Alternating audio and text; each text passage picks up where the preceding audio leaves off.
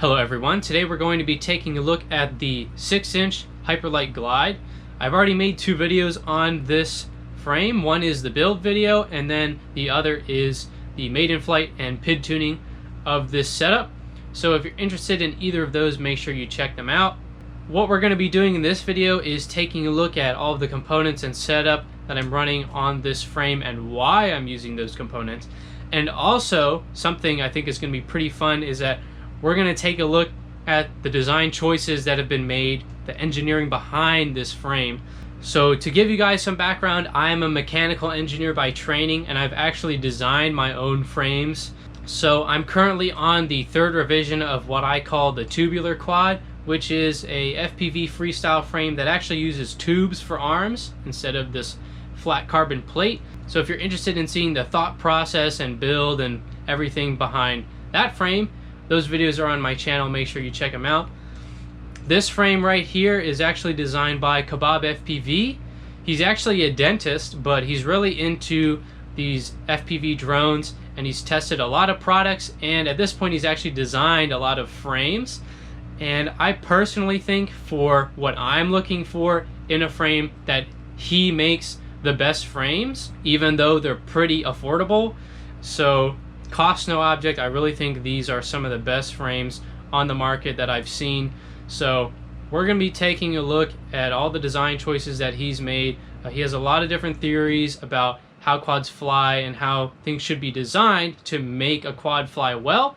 So maybe we'll see that when I really dive into all the design features behind this quad. So with that out of the way, let's go ahead and take a look at the setup I'm running on this quad and the engineering behind it.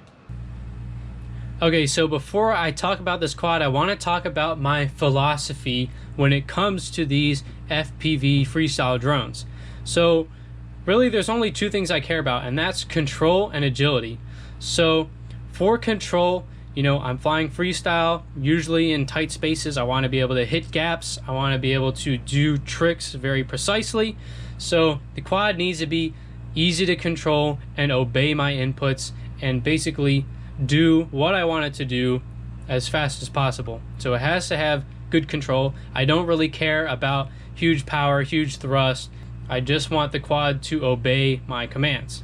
The other thing is agility, which I think is pretty similar to control, but I would define agility as the quad being able to change directions very quickly. So not only does the quad respond to my inputs well, but it also has some level of performance, you know, being able to corner really well, change directions really quickly. And these two requirements that I have for quads dictate a ton about what components I put on the quad and also the features that the frame needs to have. So we're going to talk about that now, starting with the components. So I'm going to work from the outside in, starting with the props. So these are Emax Avan long range props. They're 6 by 3.8 by 2, so they're twin blades. And probably the first thing you're thinking is that, you know, these are 6-inch props. And the reason why I like 6-inch props over 5-inch props, which is the more traditional choice, is that I find they give a lot more grip and it allows the quad to change directions much quicker than a 5-inch prop. Now I like twin blades because I find that tri-blades are a little too slow in terms of speed. So twin blades still give a lot of grip, but they give more speed than tri-blades on 6-inch. Tri-blades on 6-inch I think is totally overkill because you already have so much grip from the big disc. You don't need a third blade to give you even more grip. But that's just my opinion. And specifically, these 6-inch twin blades have their mass distributed in a way that the mass is all very close to the center of the prop, so it's very easy for the motor to change the speed of the prop quickly, which gives much better control. So that's pretty much all I have to say about the props. Let's move on to the motors. So these are Brother Hobby Returner R3 2206 2140 kV motors. So these actually aren't that big of a motor for a 6-inch blade, but I found they can handle the prop just fine. And most importantly, these motors are really light. They're like 28-29 grams per motor, which makes it so you don't have a lot of mass at the ends of the arms, so that the quad can, you know, pitch and roll and yaw pretty quickly because you're reducing the moment of inertia of the quad. However, they are still big enough so that they can control the prop, which is important because there's no use in having a really tiny motor that can't spool the prop up and down quick enough to give you that nice control feel. So once again, it's all about control. Moving in, the stack is the first generation Hobbywing XRotor stack. So it's an F4 flight controller and a 40 amp 4-in-1 ESC.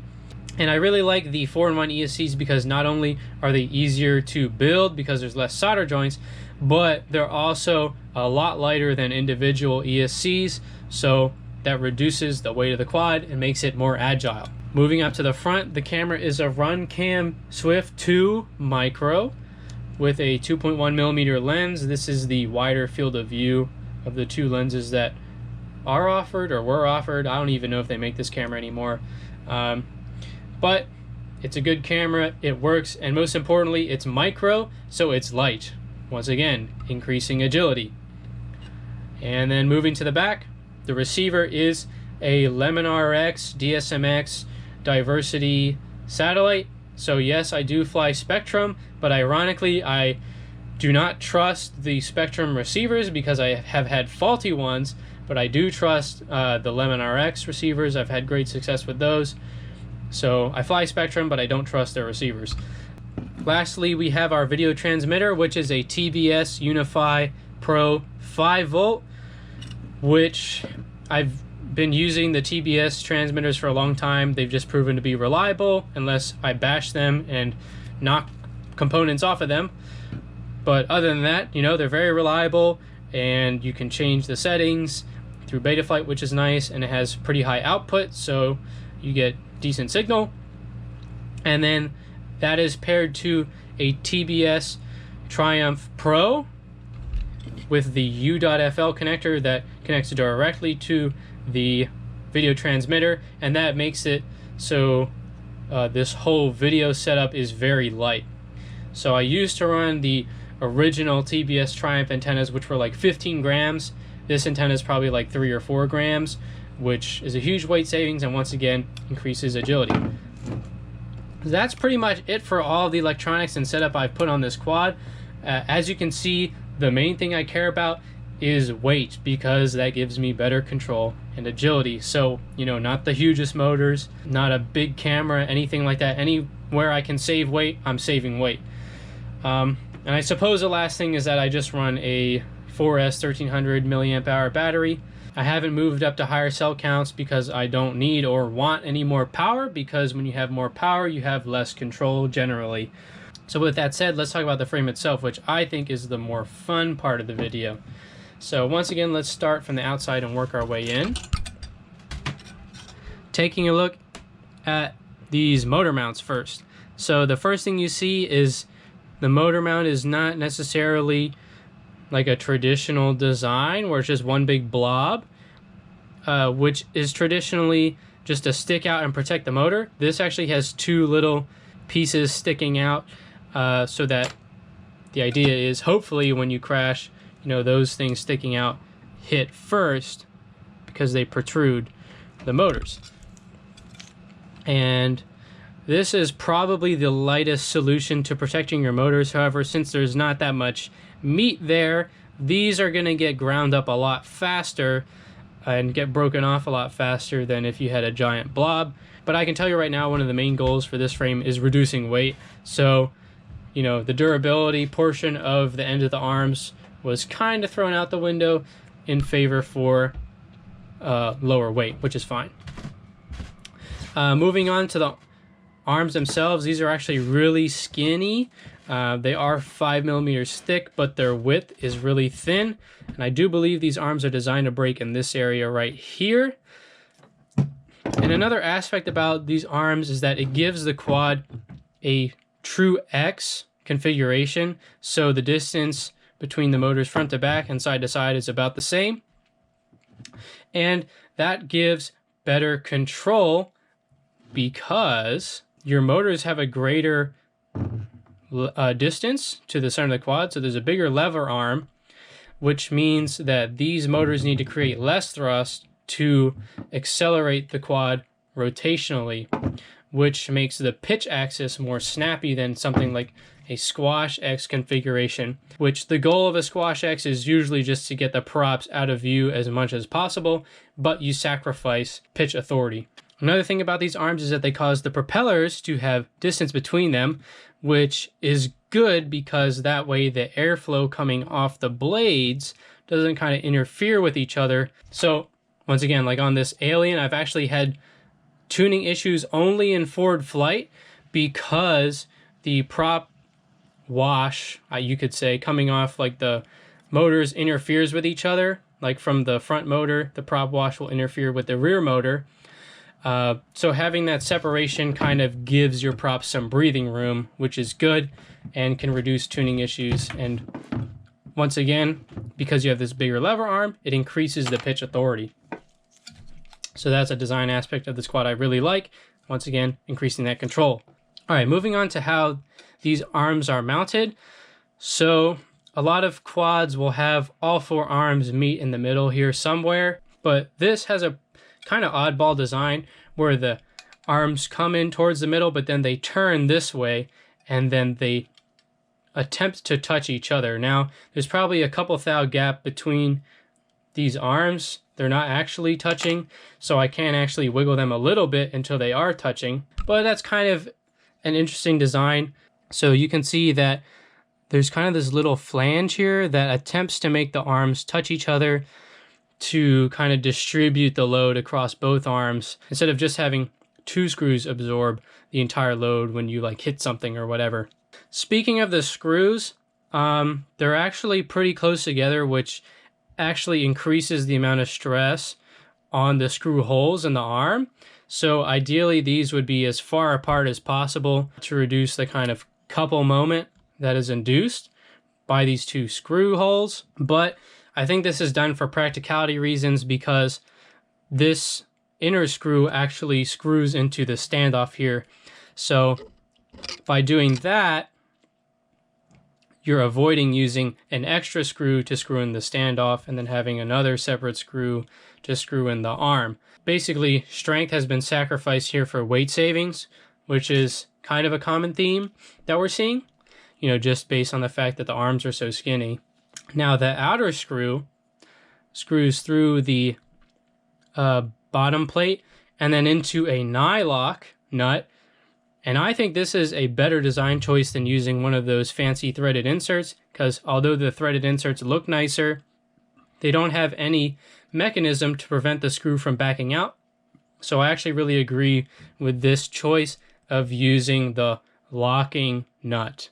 So that way, with all the vibrations and things that these quads experience, your screws aren't going to fall out mid-flight, which is good. Another thing about the arms is you can see that the width of the arms gets really fat around this outer screw, and that is to deal with the stress risers that occur around this screw. And if these two screws were further apart, you'd probably need less material, less thickness here, because there wouldn't be as much stress on these screw holes. So there's definitely sacrifices being made to make this screw double as a standoff screw. Moving on to this brace down here, which I like to call the butterfly brace.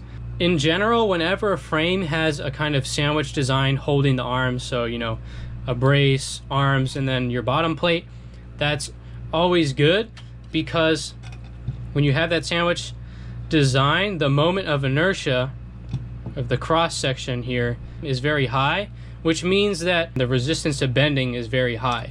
So even though these plates are very thin, they're only 2 millimeters thick, this is going to be a much stronger solution than, say, like 4 arms bolted to just a 3 millimeter or 4 millimeter thick bottom plate, just because of the spacing between these plates. Anyway, so back to this brace. There's a couple weird things about it. Right here, it's a nice smooth radius, which matches the smooth radius on the bottom plate. But then there's this point.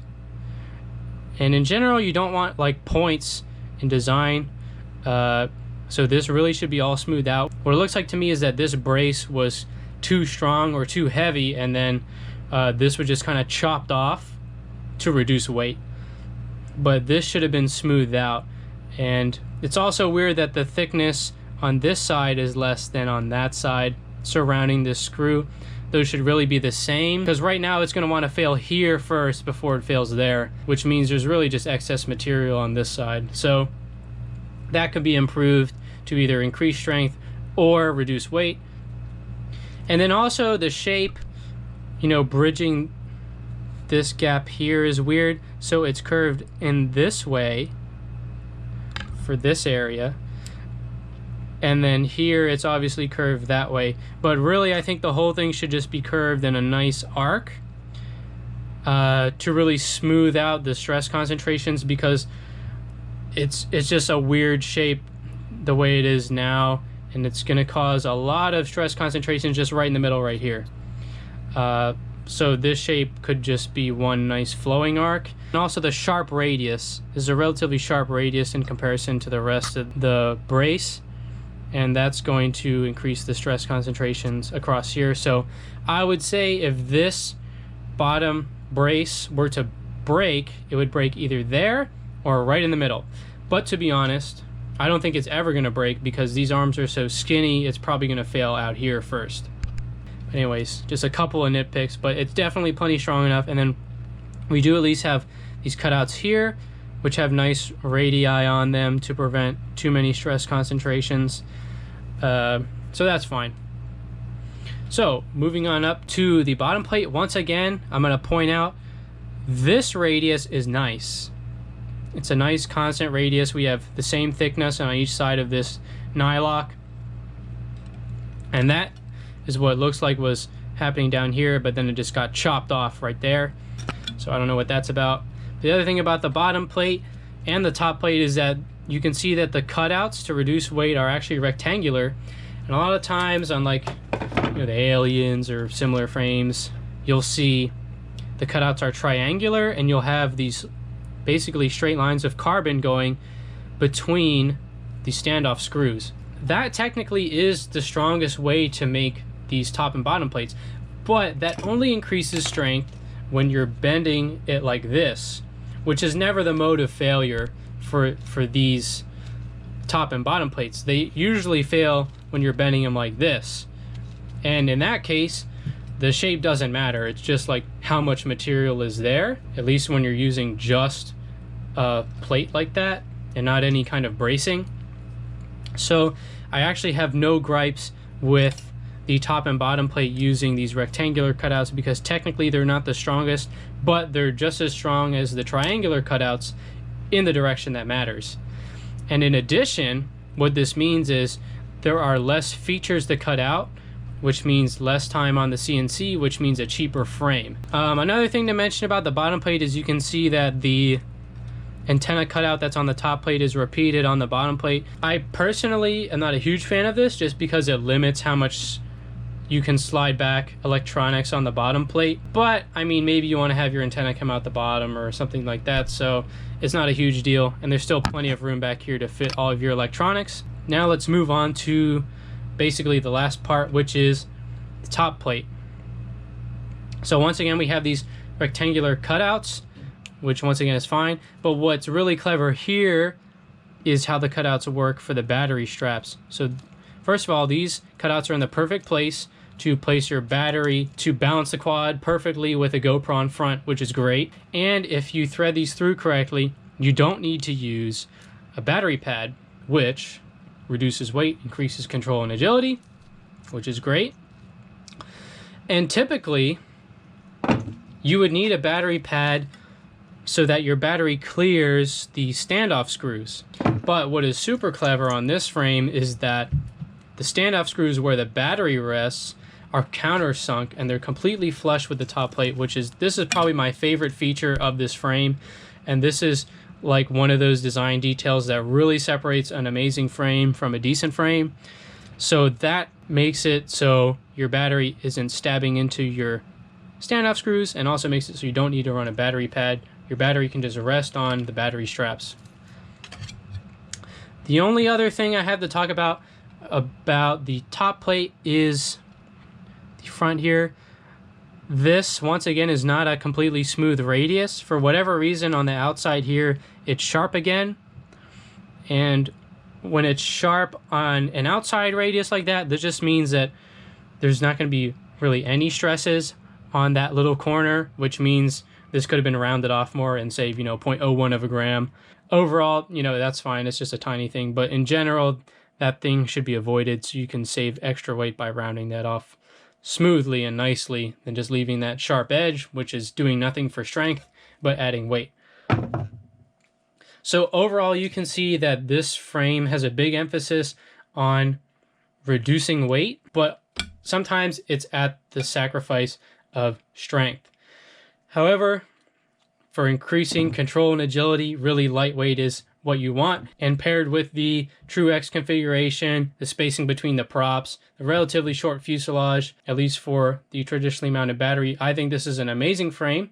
Empty, just the frame itself with all of the hardware you need to mount your motors and everything. This frame only weighs 114 grams, which is one of the lowest weights out there, especially for a 6-inch frame.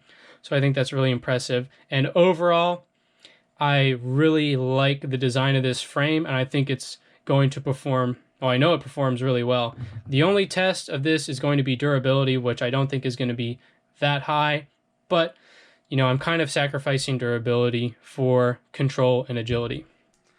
Okay, so that's it for this one. Overall, I think this is a really great frame. There's a lot of great design choices that were made while designing this frame.